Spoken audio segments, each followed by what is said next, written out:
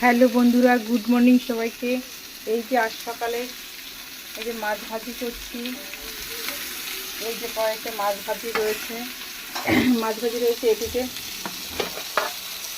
এই যে বাঁধাকপি কেটে বাঁধাকপিটা করা হচ্ছে।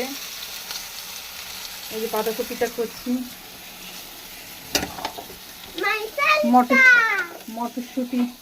মটরশুঁটি দিয়ে দাঁড়া।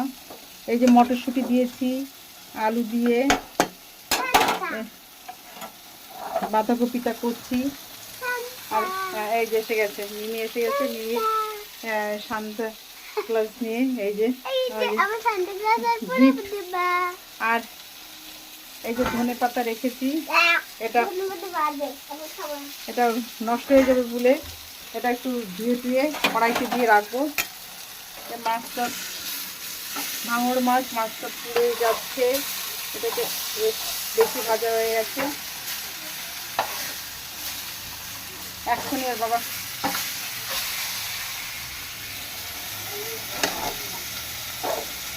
এই যে এটা এখনো রান্না হয়নি, এটা হতে সময় লাগবে আর মনে থাকবে না ব্যস্তর জন্য।